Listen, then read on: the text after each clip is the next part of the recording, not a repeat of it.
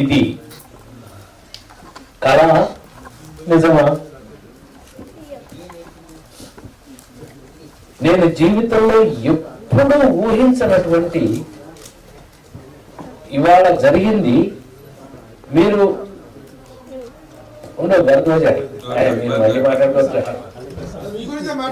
నాకు తెలుసు. కాదు కాదు, ఇది కళ నిజమా? ఏమండి, గుండె మీద చేసుకుని చెప్పగలను, 48 సంవత్సరాల సినీ ప్రయాణంలో, సినీ జీవితంలో మరీ అంత ఖచ్చితమైన లెక్కలేదు. ఒక కళాకారుడు లేకపోతే ఒక ఆర్టిస్టు, ఒక జర్నలిజము, ఒక పబ్లిసిటీ జర్నలిజం నాకు గుర్తుండి ఎప్పటికీ నేను అలా లేను. మీలో ఎవరు నా దగ్గరికి వచ్చినా, మనం ఆనాటి 40 ఏళ్ల క్రితం నేను ఫస్ట్ సినిమాలో యాక్ట్ చేసిన దగ్గర నుంచి, నేను హీరో అవ్వక ముందు నుంచి కూడా సినిమాలో యాక్ట్ చేసిన దగ్గర నుంచి నా బిహేవియర్లో ఈ రోజుకి మార్పు లేదని నాకన్నా మీకే తెలుసు. Thank you. పైగా ఆ రోజుల నుంచి కూడా నాకు గుర్తుండి మీరందరూ ఎవరు వచ్చినా మనం అందరం కలిసే భోంచేసాం, కలిసే కూర్చున్నాం, కలిసే మాట్లాడుకున్నాం, కలిసే ఉన్నాం. నేను ఒక ఫ్యామిలీ మెంబర్ని, నేను ఒక యాక్టర్ సెపరేట్, నేను అనుకోలేదు, మీరు అనుకోనివ్వలేదు, మిమ్మల్ని అనుకోనివ్వలేదు. నాకు ఏదైనా అవసరం వచ్చినప్పుడు నిజంగా ప్రభుకి తెలుసు, అడ్డంగా వాడేశాను మిమ్మల్ని. ఆ నలుగురు సినిమా రిలీజ్ అయిన రోజున, 2వ రోజున ఆంధ్రప్రదేశ్లో కంబైన్ స్టేట్గా ఉండేది, 8-9 మెయిన్ సెంటర్ల థియేటర్లో తీసేస్తే ప్రెస్ మీట్ పెట్టి ప్రభు నాకు అన్నా ఏంటి ఎప్పుడు దబాయింపు ఏంటి అన్నాడు, నువ్వు కొంచెం సహాయం ఇంకా చేసావు అన్నాడు. పెట్టించుకుని తనతో చిన్న ప్రెస్ మీట్ లాగా పెట్టి క్వశ్చన్ అండ్ ఆన్సర్స్లో ఈ సినిమా తీసేయడానికి కారణం ఏంటో నాకు తెలియదు, నేను జీవితంలో ఇంకెప్పుడు మంచి సినిమాలు చేయను అని నమస్కారం కూడా ఏటనే లేచాడు ప్రభు. మేమిద్దరం అనుకున్నవి లేచాడు. నీ సినిమాకి ఎందుకు వస్తారు ప్రొడ్యూసర్ అడుగు చెప్తారు, ఏదో మా టెన్షన్ అంతా పోతుంది నీ సినిమా చూస్తే. ఇంట్లో అందరూ చూసినా, ఇంట్లో కాయగూరలు దొరుకుతూ మా అమ్మ మా అక్కయ్యలు చూసినా, ఎవరు చూసినా వాళ్ళ టెన్షన్ అంతా పోతుంది. నువ్వేంటి థియేటర్ బయట ఇలా నిలబడి ఉన్నావేంటి అన్న. అయితే ఏంటన్నా, అయితే నీ సినిమా అంతటి సీరియస్గా ఉంటే మేము ఎలా చూస్తాం, చూడలేదు అన్నాడు. ఇప్పుడు అదేనా నీ ప్రాబ్లమ్ అన్న.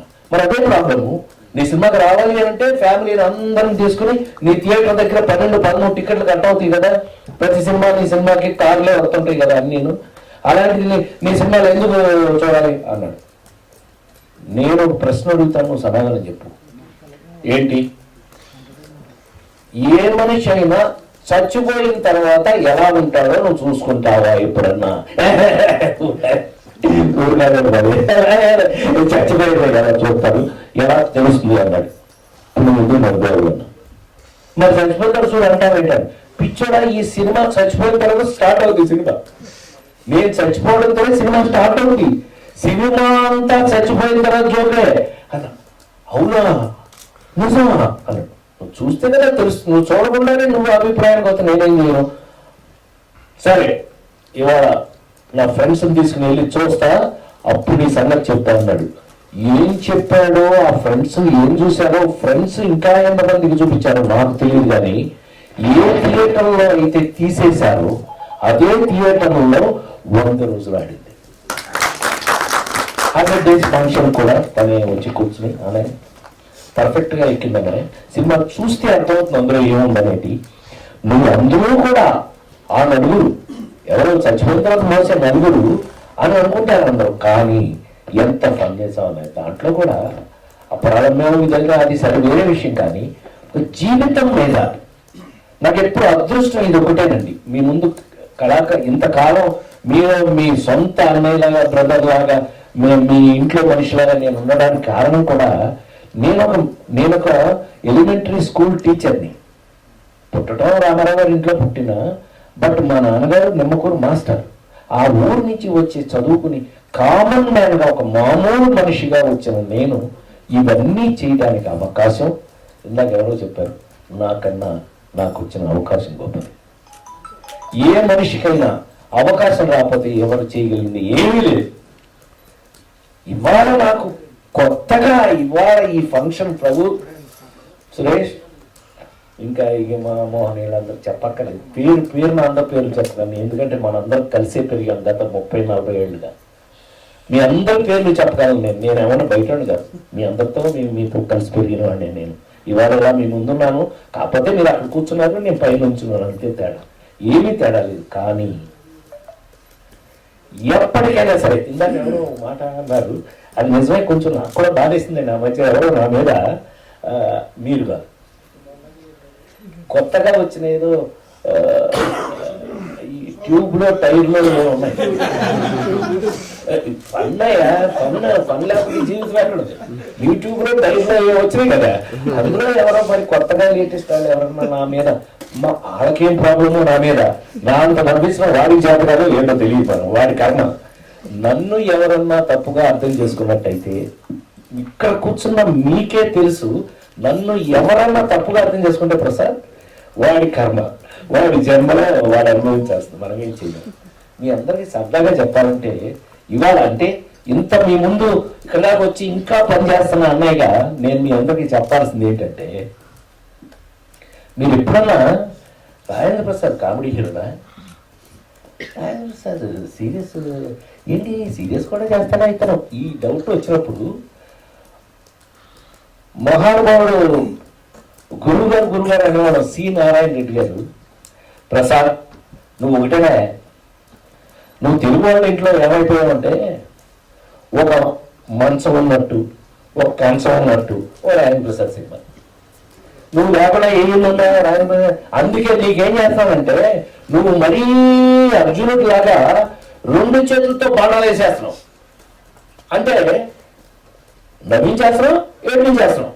ఆ నలుగురు అప్పుడు చెప్తాడు, నీకు వంశీ రామరాజు చంపేస్తున్నాడు నన్ను, నీకు ఒక టైటిల్ ఇస్తున్నాను గురుగారు, నట కిరీటి ఓ అన్నాడు గురుగారు, చాలా థ్యాంక్స్ అని.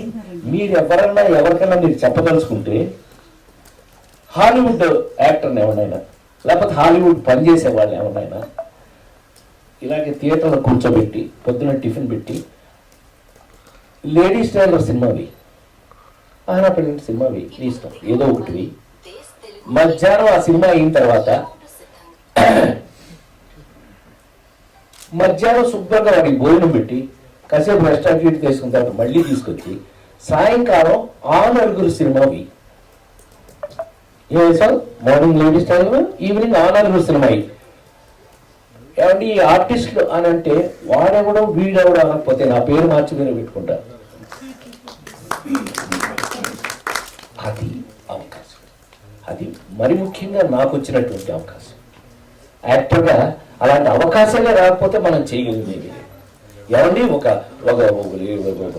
అహరాపేట లాంటి కోటగాన్ని కోడి ఎదురుగా కట్టేసి చికెన్ తినాలా, ఎదురుగా కట్టేసి ముట్టాలని తింటూ ఉంటే ఉంటుంది అని కోడి కట్టేసి కోడి కూడా తింటాడంట. ఓడితో అసలు హ్యాట్స్ ఆఫ్ చేంజాల్ గారు, హ్యాట్స్ మహానుభావుడు. వాళ్ళందరూ రాసిపోకపోతే నేను చేసేది ఏముంటుందండి, వాళ్ళు రాశారు, రాసిన దాన్ని నేను ఒళ్ళు దగ్గర పెట్టుకుని చేశానని అనుకున్నా. ఇవాళ మీ అందరూ గుండె మీద చేసుకుని చెప్పచ్చు, ఇందాక మీ అందరూ మాట్లాడిన దాంట్లోనూ సారాంశం ఒక్కటే, ఆలస్యం అయింది అయినా ఆలస్యం అయింది, ఎస్ ఎవ్వరూ కాదని లేదు, నిజం అది. పద్మశ్రీ రావడం నాకు ఆలస్యమైంది, కానీ ఇవాళ ప్రపంచంలో ఉన్న ప్రతి తెలుగు వారి ఇంట్లోనూ రాజేంద్ర ప్రసాద్ ఉన్నాడు. రాజేంద్ర ప్రసాద్ హాయిగా మీ బాధలు మర్చిపోవడానికి ఉపయోగపడ్డాడు అనే ఒక్క మాట అంటే చాలు నా జన్మ ధన్యమైపోయిందని నేను భావిస్తూ నా కోసం ఇంకా ఎంతో ఎంతో గొప్ప స్థితికి వెళ్ళాలని కోరుకున్న నా ఫ్యామిలీ మెంబర్స్ అందరికీ కూడా నేను మరొకసారి మీరు కోరుకోవడం తప్పలేదు. ఏమో ఒకవేళ జరగవచ్చేమో కూడా చెప్పలేము. ఎందుకంటే మీ అందరికీ తెలుసు ఇంగ్లీష్ సినిమా చేశాను నేను, క్విక్ గన్ మురుగన్ అని ఇంగ్లీష్ సినిమా చేశాను. అది ఇప్పుడు క్విక్ గన్ 2 స్టార్ట్ అవుతుంది. 20th సెంచరీ ఫాక్స్ హాలీవుడ్ వాళ్ళు చేస్తున్నారు. చాలా పెద్ద బడ్జెట్, పెద్ద cinema. So quick gun Murugan 2, 3, 4 ఉంటాయి, సబ్జెక్ట్స్ రెడీ అనమాట. సో ఆ విధంగా నేను ఏమైనా ఇంకా ముందుకు వెళ్తానేమో, డెఫినెట్గా వెళ్తాను. నాకు ఇప్పుడున్న ఈ సందర్భంగా ఒక్క విషయం చెప్తాను. ఇప్పుడు తయారవుతున్న దర్శకులందరూ ఈ జనరేషన్, నేను 5 జనరేషన్లు దాటి వచ్చాను, మీకు తెలుసు కదా. రామారావు గారు, నాగేశ్వరరావు జనరేషను, కృష్ణన్నయ్య, సోమన్ బాబు అన్నయ్య వాళ్ళ జనరేషను, చిరంజీవి, నేను ఒక జనరేషను, మహేష్ బాబు, అల్లు అర్జున్, జూనియర్ ఎన్టీఆర్ వాళ్ళందరితో సూపర్ హిట్లు చేశాం కదా. మరి జులై లాంటి సినిమాలు మీరు ఎంత పెద్ద హిట్స్ అని ఇప్పుడు జనరేషన్ నేను పరిచయం అవడానికి మంచి లింకులు అవి. మరి శ్రీమంతుడు లాంటి సినిమాలు ప్రతి ఇంట్లోనూ చూశారు. నాన్నకి ప్రేమతో, అమ్మకి ప్రేమ, అమ్మ మీద బోల్డెన్ సినిమాలు వచ్చినాయి, కానీ నాన్న మీద వచ్చిన సినిమా నాన్నకి ప్రేమతో. అది మన అదృష్టం. అదే స్వామి మనకిచ్చేటటువంటి అదృష్టంగా భావిస్తూ ఇలా ఇప్పుడు జనరేషన్ లేటెస్ట్, ఇప్పుడున్న జనరేషన్ మీరు హ్యాపీ ఫీల్ అవుతారని చెప్తారు ఆయన ప్రసాద్. మీరందరూ హ్యాపీ ఫీల్ అవుతారు పెద్దవాళ్ళందరూ. ఎందుకంటే ఇప్పుడున్న లేటెస్ట్ జనరేషన్ మోహన్ నా కోసం క్యారెక్టర్ రాస్తారు. మీరు ఆశ్చర్యపోతారు మీరు ఆ క్యారెక్టర్స్ చూస్తే. ఎంత మంచి క్యారెక్టర్స్, అంత వెయిట్తో, నా మీద నా బాధ్యతతో నేనేం రిలాక్స్ అవ్వడానికి కుదరదు. ఇంక మీద నేను చీ అసలు నా మనస్తత్వమే అని కాదు, మీ అందరికీ తెలుసు. ఎక్కడ రిలాక్స్ అయ్యే టైప్ కాదు. నేను ఏదైనా అవకాశం వస్తే అవకాశం కానీ చక్కగా మనం తీసుకుని, మీ అందరూ నా మీద పెట్టుకున్న నమ్మకాన్ని, మీ అందరూ నా మీద పెట్టుకున్న ప్రేమని ఇవాళ జర్నలిస్టులు ఒక ఆర్టిస్ట్ గురించి ఇలా మాట్లాడటం ఇవాళ నా పూర్వజన్మ శకృతంగా భావిస్తున్నా. మీరందరూ సొంతంగా ఫీల్ అయ్యి, ప్రతి ఒక్కరు సొంతంగా ఫీల్ అయ్యి మీ అభిప్రాయాలు తెలియజేశారు. అమ్మా థ్యాంక్స్ అమ్మా. చిన్న బాధగా ఉంది, అందరి ముందు చెప్పకూడదు కానీ చెప్తున్నా. లెటర్లు నాకు వస్తే మోహన్కి ఒకటి నువ్వు నాకు కదా పంపాలి. అప్పుడు పైగా అన్నీ ఎంత ప్రిపేర్ అయిపోయింది, నెంబర్ 2 ప్రిపేర్ అయిపోయింది కదా. నాయన కొంపలు మునిగిపోయింది. 32 మంది హీరోయిన్లు ఇంట్రడ్యూస్ చేసి అప్పుడే మనకేమీ బ్యాటరీ లేదు, లేకపోయినా ఇంకా నయ్యో ఇప్పుడు చెప్పకపోతే సరిపోయింది. అప్పుడే నువ్వు చెప్పుకున్నట్టయితే అయితే ఏంటి అదే అంటున్నా, అసలు మోహన్కే తెలియదు ఇంకా పోరాలేదు. ఏదేమైనా ఆ రోజుల్లో నిజంగా నాకున్న అదృష్టం ఏంటంటే, ఏ మగాడి దగ్గర అయినా ఒక ఆడది, సారీ అమ్మా ఇలా చెప్తున్నాను మీరు ఏమనుకోకండి, ఒక మగాడి దగ్గర ఒక ఆడది ఏం ఎక్స్పెక్ట్ చేస్తుంది అంటే అతను మొగాడై ఉండాలి, అతను హ్యాపీ చేయగలిగిన వాడు, మనల్ని సంతోష పెట్టగలిగిన వాడై ఉండాలి. నేను నా క్యారెక్టర్ చాలా మంది ఆడవాళ్ళకి ఇష్టంగా ఉండేదని ఎంతో మంది నాకు లెటర్స్ ద్వారా, మెయిల్స్ ద్వారా కనపడినప్పుడు అనే ఏం నవ్వుతారా బాబు, నా టెన్షన్ అంతా పోయిందిరా బాబు, నీ బాగా సంపుతున్నాడు, నీ సినిమా చూశాను నేను హ్యాపీ అయిపోయాను. అంతకన్నా ఈ జీవితానికి నాకు కావాల్సిందే లేదు. మీ ఫ్యామిలీ మెంబర్గా, మీలో ఒకటిగా నేను చచ్చిపోయే వరకు, చివరి శ్వాస వరకు కూడా మీ అందరితో ఇలాగే ఉంటారని ఇవాళ క్రిటిక్స్, ఫిలిం క్రిటిక్స్ అసోసియేషన్ వారు నాకు చేసిన, అది ఫ్యామిలీ బయట ఉండే ఫిలిం నేనే, క్రిటిక్స్ మనకు అనవసరం, వాళ్ళెవరో ఇలా చెప్పినట్టు వాళ్ళు మనకి సంబంధం లేదు. సో నాకు సురేష్ వీళ్ళందరూ నా సొంత మనుషులు, సొంత తమ్ముడు లాంటి వాళ్ళతో ఇవాళ మీ అందరి మధ్యలో ఉన్నందుకు జన్మలో నాకు మళ్ళీ ఒక ఫుల్ బూస్టప్ ఇచ్చారని మరొక్కసారి మనం చేస్తూ మీకు థ్యాంక్స్ చెప్పడం చాలా చిన్న విషయం. మీకు థ్యాంక్స్ చెప్పండి, నేను మనసులో పెట్టుకున్నాను, నా మనసులో మీ అందరినీ పెట్టుకుంటున్నాను. మరొకసారి మనం చేస్తూ ఆ భగవంతుడికి కృతజ్ఞతలు తెలియజేస్తూ సెలవు. Thank you. రాజేంద్ర ప్రసాద్ గారు, first of all congratulations. Thank you sir. మీకు 2 ప్రశ్నలు అండి. మీకు